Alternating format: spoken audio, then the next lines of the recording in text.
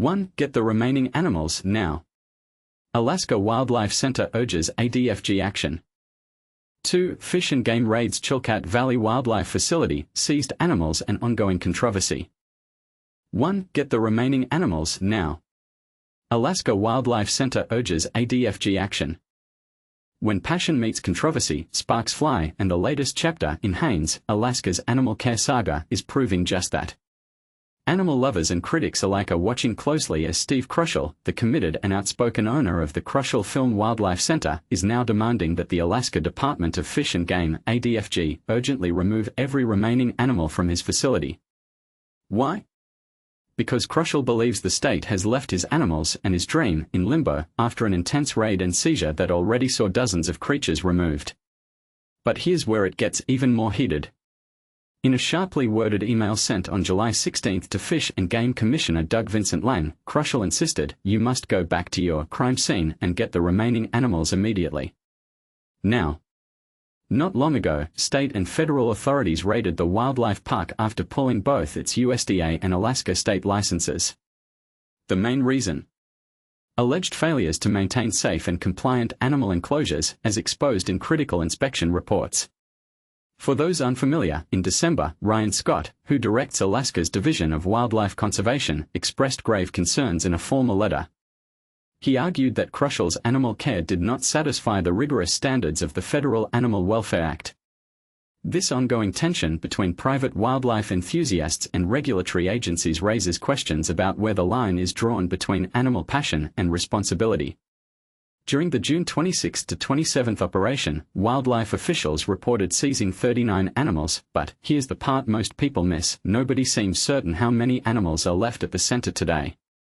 Complex pathways and interconnected pens reportedly made it difficult to locate and recover some of the smaller animals, said ADFG in their official statement. Think of it as a tangled maze for both caretakers and rescuers. Kroschel's emotional connection to his animals shines through, even in adversity. "My love and care for these animals can never be matched by those who have taken my family away," he shared in a heartfelt text to Alaska's news source. "The animals are all as doomed as I am." Tragically, 2 animals died during or after the state's intervention, while the surviving creatures have been sent to 3 different sanctuaries, the Alaska Zoo, the Alaska Wildlife Conservation Center, and Bird TLC, in hopes they will find safety and care. And this is where the story grows even more intense and frankly polarizing. Kroschel, now based at a wildlife sanctuary in Russia where he's producing a documentary about his experiences, claims that the force used by state authorities at his park echoed darker times. "Russia in 2025 isn't like Stalin's days, but the violence at my park definitely was," he contends, drawing a stark and arguably controversial parallel between government enforcement in Alaska and historic authoritarian regimes. In the meantime, Kroschel says a trusted associate is tending to the animals that remain. He warned that state officials better get there soon to finish what they started. But the Alaska Department of Fish and Game admits they haven't yet returned, explaining that this is not a small undertaking and they are still determining the best path forward. Complicating matters further, the state's Department of Public Safety confirms that a criminal investigation is ongoing, but no charges have been filed as of yet. The big question, is the state truly protecting animal welfare, or is this a heavy-handed response that destroys more than it saves?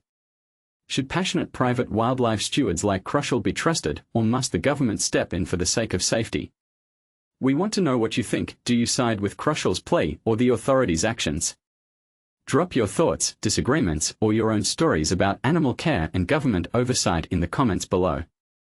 Your voice is part of this conversation. 2. Fish and Game raids Chilkat Valley Wildlife Facility, seized animals and ongoing controversy. A shocking revelation has been made by the Alaska Department of Fish and Game, shedding light on the fate of dozens of animals seized from Steve Kroschel's Chilkat Valley Wildlife Facility. This story is a real eye-opener, and it gets even more controversial as we delve deeper.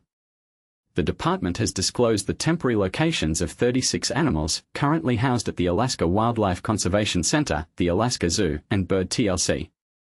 However, these are not their permanent homes, and the department has denied providing specific details, citing an ongoing process to find suitable placements for all the seized creatures. Director Ryan Scott described this situation as dynamic, with some facilities backing out and new ones stepping forward. The department's priority, Scott emphasized, is to ensure the animals are well cared for.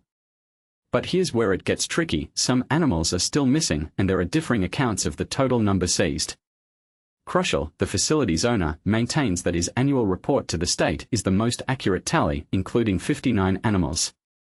However, Fish and Game reported taking 39, with one wolf dying before transport and a snowy owl euthanized upon arrival due to health issues. The discrepancy leaves questions about the fate of the remaining creatures. During the raid, Fish and Game faced logistical challenges unique to Kroschel's facility, including underground and suspended tunnels, making it difficult to retrieve all the animals. Kroschel estimated that about 20 were left behind, and the department is exploring options to retrieve them. The situation is further complicated by the potential legal case against Kroschel, with charges ranging from misdemeanors to felonies for cruelty to animals. The fate of the animals is tied to the outcome of this case, with the possibility of them being returned if Kroschel is cleared. But here's the part most people miss: wild animals are considered the property of the state, and Kroschel would need a permit to legally possess them. The years of back and forth between Fish and Game and Kroschel were an attempt to bring his facility up to par with state standards, but the legal action has put a hold on that process. Kroschel's situation is dire, with the loss of income from his park and the refunding of thousands of dollars to prepaid tourists. He's even considering setting up reindeer tours in Skagway, but that plan is currently stalled. In the meantime, Kroschel is facing a challenging situation, with his park in jeopardy and his future uncertain. The irony he sees in his treatment in Russia versus the United States adds an intriguing layer to this already complex story. So, what do you think? Is this a case of animal cruelty, or an overreach by the state? Should Kroschel be allowed to continue his wildlife facility, or is it time for a new chapter in his life? Let us know your thoughts in the comments.